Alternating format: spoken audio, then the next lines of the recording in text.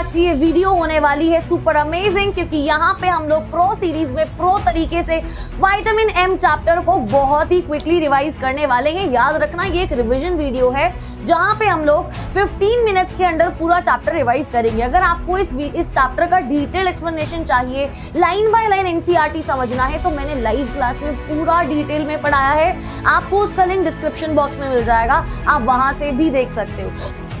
Hi everyone, a very warm good evening to all of you. This is Juhi, your English educator. स्वागत है आप सभी का आपके फेवरेट चैनल पे। तो चलिए बिना किसी देरी के शुरू करते हैं विटामिन एम। और आज इस चैप्टर को हम लोग एक केस की तरह, मिस्ट्री की तरह सॉल्व करने वाले हैं। इस चैप्टर के अंदर मेन 3 कैरेक्टर्स है।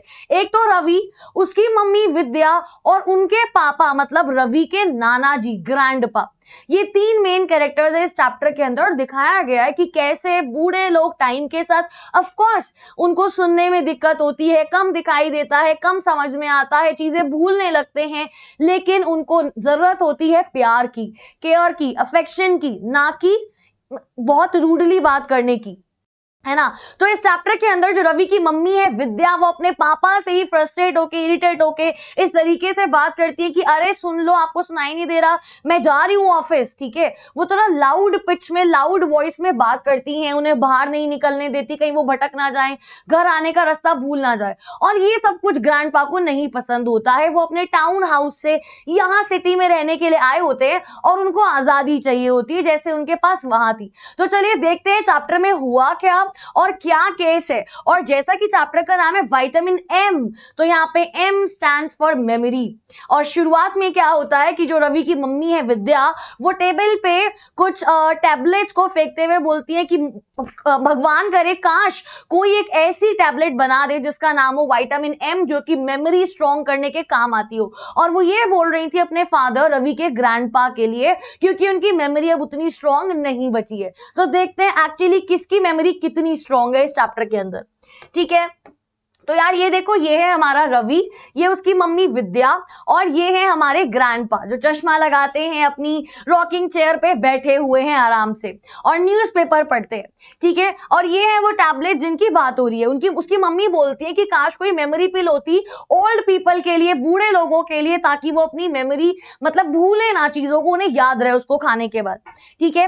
तो वो सारी ग्रीन, रेड, ऑरेंज टैबलेट्स को ऐसे टेबल पे सॉर्ट कर रही होती हैं, क्योंकि अब ग्रैंडपा जो है वो थोड़े कमजोर दिखते हैं, उन्हें चीजें याद नहीं रहती हैं। और ग्रैंडपा बैठ के न्यूज़पेपर पढ़ रहे हैं बहुत ही कम दूरी पे अपनी आईज से, inches away from his nose, ठीक है। अब आयरनी क्या है, वो उनसे ओवर लाउड टोन में बात करती हैं, ये एज्यूम करते हुए कि उनको याद नहीं रहता है, उनको सुनाई नहीं देता है, उनको दिखाई नहीं देता है। अब एक्चुअली चैप्टर में पता चलेगा कि ग्रैंडपा इतने वीक हुए थे या नहीं हुए थे। तो चलिए शुरू करते हैं। देखो भाई, हुआ क्या था, एक मंथ था, एक महीना था जिसमें बहुत सारे ऐसे मूवमेंट्स हुए, जिसके बाद ग्रैंडपा को, जहां वो टाउन हाउस में बहुत सालों से रहते आ रहे हैं, वहां से विद्या की मम्मी को अपने सिटी हाउस में, देखो आपको पता है शहर के घर कितने छोटे छोटे होते हैं ना, शहरों में कम जगह होती है, लोग ज्यादा होते हैं, छोटे छोटे घर होते, ज्यादा स्पेशियस नहीं होते, खुली हवा नहीं होती। तो वहां पे उसको अपने फादर को बुलाना पड़ता है, बिकॉज शी रियलाइजेस कि पापा अकेले ठीक नहीं रह रहे। तो क्या क्या हुआ था, एक दिन क्या हुआ, ग्रैंडपा ने डबल डोज ऑफ मेडिसिन ले ली और उनको हॉस्पिटल एडमिट करना पड़ा, ठीक है, उनकी तबीयत खराब हो गई। एक बार क्या हुआ, वो रास्ता ही भूल गए, वॉक करने के लिए निकले और घर वापस नहीं लौट के आ पाए, वो रास्ता भटक गए, होता है बूढ़े लोगों के साथ। और एक दिन क्या हुआ, वो शाम के टाइम गार्डन में थे और वहां पे एक पेड़ के नीचे गिर गए, है ना, और वहां पे कोई था नहीं उनको उठाने के लिए, पूरी रात वहीं पे वो गिरे रहे। उसके बाद उनको नेक्स्ट डे सुबह उठाया गया, ठीक है। तो ये सब इंसिडेंट्स हुए जिस वजह से रवि की जो मम्मी थी मतलब विद्या, उनको लेके आना पड़ा अपने पापा को, उनका टाउन हाउस लॉक करके, और शहर उनको बुलाना पड़ा। अब इसके बाद देखते हैं क्या हुआ। अब एक बार डिफरेंस समझो टाउन हाउस में और शहर वाले फ्लैट में ग्रैंडपा के लिए चीजें कैसी हैं, है ना। देखो यार, वो पहले रहते थे एक स्मॉल ब्रिक हाउस में जिसमें एक मैंगो ट्री था उनके गार्डन में, बहुत ही शांत जगह थी, है ना। और इवन शाम के टाइम पे इतनी शांति होती थी कि आप एक पत्ते के गिरने की आवाज भी सुन सकते हो, ओके। और वहां पे वो 75 ईयर्स से रह रहे हैं, वहां पे उनके पास इंडिपेंडेंस थी, उन्हें कुकिंग भी आती है, शॉपिंग भी आती है। वो बोलते हैं विद्या को कि तुम्हारी मम्मी की डेथ के बाद से सारा काम मैंने खुद ही संभाला है, मुझे सब आता है, अच्छे से मैं कर सकता हूँ, ठीक है। और अब जहां विद्या, उनकी बेटी, उनको ले आई है सिटी फ्लैट में, एनसीईआरटी में लिखा हुआ है कि एक पोकी लिटिल फ्लैट है, पोकी मतलब बहुत ही छोटी जगह, अनकंफर्टेबल, ठीक है, बहुत ही हॉरिबल क्राउडेड सिटी में। यार देखो, जो इंसान एक खुले घर में, बड़े घर में रह के आया है ना, जहाँ पे बहुत शांति हो, नेचर को महसूस कर पाते हो, उनके लिए शहर में आके रह पाना, ढल पाना बहुत ही मुश्किल होता है, क्योंकि उन्हें वहां का माहौल अच्छा नहीं लगता है। इतना शोर शराबा, filled with constant noise and Bansal, represents restriction, being treated like a baby और अ प्रिजनर। अब यहाँ पे वो आजाद थे, अपने हिसाब से जीते थे, और जब वो विद्या के घर में आ गए, अपनी बेटी के घर में आ गए हैं, तो वो उनको ऐसा फील होता है कि मुझे कैद करके रखा गया, मुझे बंद करके रखा गया, मैं बाहर नहीं जा सकता। तो एक दिन क्या होता है भाई, विद्या बोलती है कि मैं जो है जा रही हूँ ऑफिस, मैं शाम को आऊंगी, अपने बेटे रवि को समझा रही होती है। पहले तो वो बहुत खुश होती है इस बात से कि फाइनली रवि की छुट्टियां पड़ गई हैं, अब ये अपने नानू का ख्याल रख पाएगा, है ना। तो वो उनको बता के जाती है अपने पापा को, और काफी लाउड चिल्ला के बोलती है कि मैं ऑफिस जा रही हूँ, ठीक है, रवि आपका ख्याल रखेगा, इसकी छुट्टियां पड़ गई हैं अब। और रवि को समझाती है कि देखो, इनको बिल्कुल अकेले बाहर नहीं जाने देना है, दवाई वगैरह का सबका ध्यान रखना, गलती से भी ये बाहर गए तो फिर मैं तुम्हें बताऊंगी। ये सब कुछ वो रवि को समझा के जाती हैं। अब उनके जाने के बाद रवि का जो डायलेमा है वो शुरू होता है, क्योंकि ग्रैंडफादर ने इतने बढ़िया तरीके से बातों को घुमाना शुरू किया। वो बोलते हैं, पहले वो लोग चेस खेल रहे होते हैं, अच्छा वो बहुत अच्छा चेस खेलते थे, वो बहुत सारे चेस प्लेयर्स के नाम लेके बताते हैं कि वो ऐसे मूव चलते, वो वैसे मूव चलते, और रवि जब से उनके साथ चेस खेल रहा है, उसका गेम बहुत ही स्ट्रांग हुआ है। उसके बाद वो रवि को बोलते हैं कि यार सामने वाली दुकान से ना मैं तमिल न्यूज़पेपर लेके आता हूँ, जरा अभी तक आया नहीं है। तो रवि बोलता भी है कि ग्रैंडपा अगर आपको चाहिए तो मैं ला देता हूँ, वरना वो अपने यूजुअल टाइम पे पापा लेते हुए आते हैं, वो आपको दे देंगे, वरना मैं ले आता हूँ। पर ग्रैंडपा ने बोला बातों को घुमा के कि तुम्हारी मम्मी तो पक्का तुम्हें बोल के गई होंगी ना कि मुझे जेल के कैदी की तरह रखना, मुझे बाहर मत निकल, यही बोल के गई है ना वो। अब रवि यहाँ पे फंस जाता है, अपनी मम्मी की इमेज सेव करने के लिए, उनको बुरा ना फील कराने के लिए अपने ग्रैंडपा को वो बोलते हैं नहीं नहीं ऐसा कुछ भी नहीं बोला, और बस ग्रैंडपा इस बात को यूज करते हैं और बोलते हैं ठीक है मैं चलता हूँ, अभी आता हूँ, जल्दी आ जाऊंगा, ठीक है। तो भाई अब वो रिफ्यूज कर देते हैं कि मैं अंदर नहीं रहने वाला। अपनी वॉकिंग स्टिक लेके, जो कि बहुत ही सुंदर है, उसको लेके वो जाते हैं और कॉर्नर शॉप की तरफ निकल जाते हैं, वो तमिल न्यूज़पेपर लेने के लिए। उसके बहाने वो बाहर निकल जाते हैं। अब भाई रवि को लगता है कि यार मैं अगर इनके साथ साथ गया तो ग्रैंडपा को बुरा लगेगा कि मैं उन्हें भी कैद करके रख रहा हूं, मैं उन पर ट्रस्ट नहीं करता, मैं उन्हें अकेले नहीं जाने दे रहा, है ना। और अगर मैंने इन्हें ऐसे ही जाने दिया तो भाई मम्मी मुझे नहीं छोड़ेंगी। तो रवि डिसाइड करता है कि मैं इनका पीछा करूंगा पर इन्हें पता नहीं चलने दूंगा। तो वो चुपके चुपके उनके पीछे पीछे जा रहा होता है। अब हमें देखना है कि वो कहाँ कहाँ पे रुके। पहला स्टॉप था पार्क।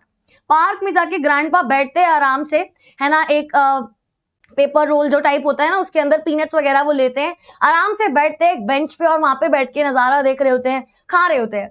अब रवि जो है वहीं पे पीछे छुपा हुआ है, कभी पेड़ के पीछे, कभी बुशेस के पीछे, है ना। एक एलिफेंट शेप का, जैसे बुशेस को काट के शेप किया जाता है ना, वो बना हुआ था, उसके पीछे छुप जाता है। वहां से वो देख रहा है एक बच्चा आके उसको बात करने लगता है। वो बच्चे को बोलते है चुप हो जाओ, क्योंकि उसको पता है ना कि छुपा हुआ हूं, बच्चे को नहीं पता। तो उस बच्चे की मम्मी आके रवि को डांट के चली जाती है कि बताओ भाई मेरे बच्चे को शू क्या कर रहे हो, चुप हो जाओ, ठीक है। तो एक एंग्री मदर उसको धमका के चली जाती है, अपना अम्ब्रेला लेके वहां से ह्यूमिलिएट होके रवि जो है अपने ग्रैंडपा का पीछा करते करते वहां से ऐसे ऐसे करके बाहर निकल जाता है बेंच के पीछे से। दूसरा स्टॉप होता है ग्रैंडपा का टी स्टॉल, है ना, और यहाँ पे रवि एक सिल्वर कार के पीछे जाके छुप जाता है ना, और एक कॉम वेंडर से बहस करने लगता है। वहां के लोग उससे बहस करने लगते हैं कि भाई आप यहाँ क्यों खड़े हो, ये हमारा एरिया, यहाँ पे हम दुकान लगाते हैं, ठीक है। और ग्रैंडपा वहां पे बढ़िया एकदम चाय पी रहे हैं, मीठी बनानास खा रहे हैं, आइसक्रीम खा रहे हैं, वो सब चीजें जो रवि की मम्मी विद्या ने उनको खाने से सख्त मना करी थी उनकी तबीयत सही रखने के लिए। रवि बोलता भी है, चैप्टर में लिखी हुई चीज की अगर मम्मी ने देख लिया तो भाई मम्मी तो भाई पागल हो जाती है एकदम कि यार ये ग्रैंडपा क्या खा रहे, मैंने सब कुछ मना किया हुआ है। तो वो वहां बैठ के आराम से वो सारी चीजें खाते हैं, तब तक रवि छुपा रहता है, लोगों से उसकी बहस होती रहती है ना। कोई उसको कुछ बोल रहा है, कोई कुछ बोल रहा है, कोई बोलता है कि अरे हमारा एरिया, यहाँ पे हम दुकान लगाते हैं। तो रवि बोलता भी है कि आपको मुझे देख के लग रहा है मैं यहाँ पे कुछ सामान बेचने के लिए आया हूँ, लग रहा है आपको, नहीं लग रहा ना, ठीक है। उसके बाद थर्ड स्टॉप होता है बार्बर शॉप। रवि देखता है कि ग्रैंडपा एक बार्बर शॉप में घुसे है ना, ऐसे जिगजैग करते हुए वो बड़ी मुश्किल से ट्रैफिक को क्रॉस करके चले गए, और रवि की धड़कनें रुकी हुई होती कि इनको कुछ हो ना जाए, ये रोड को कैसे क्रॉस कर रहे हैं, मुझे डर लग रहा है, ठीक है। बहुत पैनिक करता है, फिर रवि भी क्रॉस करता है रोड को, ठीक है, और वो गलती से एक लेडीज हेयर ड्रेसिंग सैलून में घुस जाता है। अब वहां पे उसने ग्रैंडपा को देखा बार्बर शॉप में जाते हुए और वो जल्दी से चल जाता है लेडीज वाले सैलून में और वहां पे सारी लेडीज चिल्लाती हैं कि यहाँ पे लड़का कहाँ से आ गया। ठीक है, उसके बाद रवि जब बाहर निकलता है देखता है कि ग्रैंडपा जो है वो एक बस स्टॉप की तरफ गए हैं, एक बस में चढ़ गए हैं। तो रवि ग्रैंडपा को स्पॉट करता है वॉक करते हुए बस स्टॉप की तरफ और ग्रैंडपा जो है पहली ही बस जो स्टॉप पे आती है उस पे चढ़ जाते हैं। ठीक है, अब भाई रवि भी उनका पीछा करते करते उस बस में चढ़ जाता है, बहुत ही भीड़ थी उस बस के अंदर। ठीक है, और आखिरकार होता क्या है, बस के अंदर ग्रैंडपा ने जो येलो कैप लगाई हुई थी वो कोई और आदमी लगा के बैठा था। रवि देखता है अच्छा वो रही येलो कैप, वो रहे ग्रैंडपा। जब वो आगे जाता है, क्योंकि ग्रैंडपा के सिर पे बाल नहीं थे, पहली बात तो वो बार्बर शॉप क्यों गए। ठीक है, दूसरी बात जब वो अपनी कैप हटाता है वो आदमी तो अंदर से बाल निकलते हैं और रवि चकरा जाता है कि भाई ग्रैंडपा के सिर पे तो बाल ही नहीं थे, बाल कहां से आए। तो वो आगे जाते हैं उस आदमी से बात करता है कि अरे कैप आपको कहां से मिली, है तो मेरे ग्रैंडपा की है ना, क्योंकि उसके किनारी पे कॉफी का कुछ मार्क भी था, स्टेन भी था।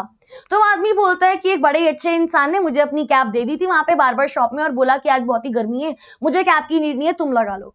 तो इसका मतलब यहाँ पे ग्रैंडपा ने रवि को बनाया पागल, है ना, और रवि को लगता रहा कि वो उनको ही चेज करे, लेकिन ग्रैंडपा तो पहले ही कहीं निकल चुके थे।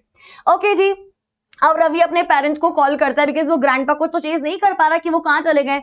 मम्मी को कॉल करता है, पापा को कॉल करता है एक फोन बूथ से, पर दोनों के ही नंबर बिजी आते हैं। ठीक है, अब बेचारा वो डर से घर जाता है कि अब होगा क्या, ग्रैंडपा कहीं मिल नहीं रहे, मम्मी को मैं क्या जवाब दूंगा, पता नहीं अब क्या होने वाला है। और जैसे ही वो घर घुसता है सबसे पहली आवाज जो उसको आती है वो आती है ग्रैंडपा के खर्राटों की, प्यारे प्यारे खर्राटों की आवाज आती है और उसको चैन पड़ता है कि ये घर पे ही है, कहीं गए नहीं, कुछ हुआ नहीं, सेफ, और वो घर लौट के आ चुके हैं। ठीक है, और भाई ग्रैंडपा को वो पास जाके देखता है ना, उनके गाल से अपना गाल मिलाता है, उनको प्यार से निहारता है रवि, है ना, ऑब्जर्व करता है कि उनकी स्किन कितनी रिंकल्ड हो चुकी है, कितने प्यारे हैं वो। उनके अंदर से यूकैलिप्टस ऑइंटमेंट की स्मेल आ रही है, शेविंग क्रीम की स्मेल आ रही है और अचानक रवि को अपने ग्रैंडपा पे बहुत ही प्यार आ रहा है। ठीक है, अब इसके बाद क्या होता है, रवि के पेरेंट्स घर आते हैं, है ना, और नेक्स्ट डे जो ग्रैंडपा हैं वो उन सबके लिए गिफ्ट लेकर आए हुए होते हैं। रवि को गिफ्ट देते हैं, जो विद्या की हस्बैंड है विद्या के, वो भी घर वापस आते हैं अपने ऑफिस से। ठीक है, उनके लिए भी उनके पास गिफ्ट है, रवि की मम्मी के लिए भी उनके पास गिफ्ट है। तो जैसे ही वो रवि को गिफ्ट दे रहे होते हैं, रवि की मम्मी बोलती है वही उसी टोन में चिल्लाते हुए कि अरे आप भूल गए क्या, इसका बर्थडे निकल चुका है पहले ही, अब क्या इसको आप गिफ्ट दे रहे हो, है ना। तो रवि के ग्रैंडपा बोलते हैं, ये है उनका जो वो होता है ना ऑरा प्लस प्लस प्लस जाने वाला सीन, यहाँ पे वो बोलते हैं रवि का बर्थडे नहीं, शायद तुम भूल गई, आज मेरा बर्थडे है और मैं अपने हर बर्थडे पे अपने से छोटों को, अपने बच्चों को हमेशा गिफ्ट देता हूँ।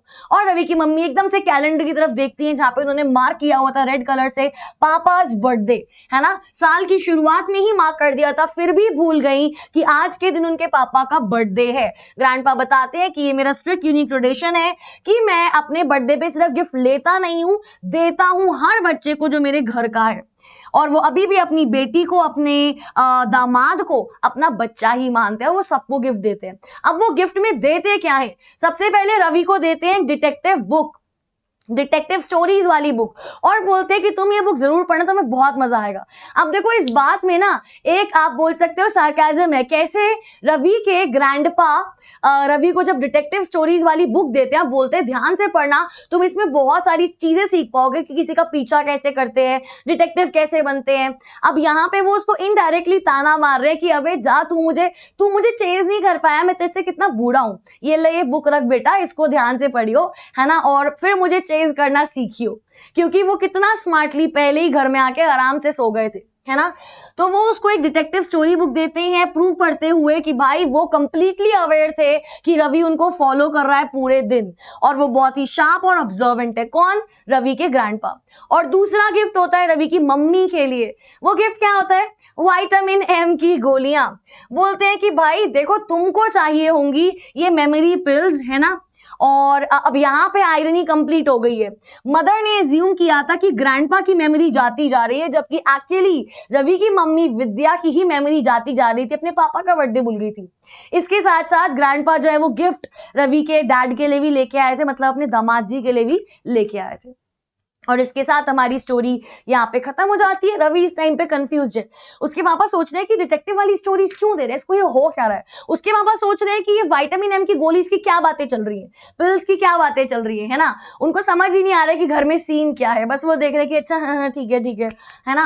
और इसके साथ ही चैप्टर यहाँ पे खत्म हो जाता है, ये प्रूव करते हुए कि भाई जरूरी नहीं है हर इंसान जो बूढ़ा होता जा रहा है उसकी मेमोरी सच में जाती जा रही है। बहुत सारे बूढ़े लोगों की मेमोरी हमसे भी ज्यादा स्ट्रांग है और उनको लाउड आवाज में बात करने से ज्यादा, उनसे इरिटेट होने से ज्यादा उनको जरूरत होती है हमारे प्यार की, हमारी केयर की। उनको अगर बाहर जाने का मन है उनको जाने दिया जाए, चाहे आप उनके साथ चले जाओ, लेकिन उनको ऐसे बांध के ना रखा जाए घर में कि आप बाहर ही नहीं निकल सकते, आप आजादी नहीं हो। अब अगर आपको ये सारी सस्पेक्ट प्रोफाइल्स के कैरेक्टर स्केच चाहिए तो आपके पास ये सारे पॉइंट्स हैं जो आप ग्रैंडपा के लिए, रवि के लिए और उसकी मम्मी विद्या के लिए यूज कर सकते हो। इसका स्क्रीनशॉट ले लेना उनके बारे में लिखने के लिए अगर आपको कोई भी क्वेश्चन आता है तो। चैप्टर के थीम की बात करें तो हमने देखो एक तो डेंजर ऑफ एजिज्म देखा, ये स्टोरी दिखाता है कि कैसे हम एल्डरली को अंडर एस्टिमेट नहीं कर सकते, ठीक है। और फिजिकल फ्रेलिटी का मतलब ये नहीं होता, मतलब अगर इंसान बूढ़ा होता जा रहा है, कमजोर होता जा रहा है, इसका मतलब ये नहीं है कि वो चीजें भूलता ही जा रहा होगा, उसकी इंटेलिजेंस कम होती जा रही है, ऐसा जरूरी नहीं है। उसके बाद इंडिपेंडेंस वर्सेस सेफ्टी हमने देखा, बहुत ही डिफिकल्ट बैलेंस है जो फैमिलीज को फेस करना पड़ता है। देखो एक तरफ तो रवि की मम्मी भी हमें ठीक ही लग रही है यार, अगर वो ऊंची टोन में बात कर रही है वो गलत है, लेकिन उनको घर से बाहर ना जाने देना वो उनका डर है मन का कि मेरे पापा को कुछ हो ना जाए, वो बाहर रास्ता भटक ना जाए, ठीक है। तो ये चीज भी है। और उसके बाद power of tradition, small traditions like birthday gift anchor families and bridge the gap between different generations and different worlds. और इसके साथ we come to the end of the video. I hope आपको ये चैप्टर अच्छा लगा होगा, समझ में आया होगा। आप मुझे होमवर्क मैं आपको देती हूं, ठीक है। आप मुझे इस वीडियो के एंड में पहले तो कमेंट करके बताना कि आपको ये वीडियो कैसी लगी, सभी के साथ शेयर कीजिएगा। और आपको क्या करना है, कोई भी एक मेमोरी लिखनी है अपने ग्रैंड पेरेंट्स के साथ, है ना।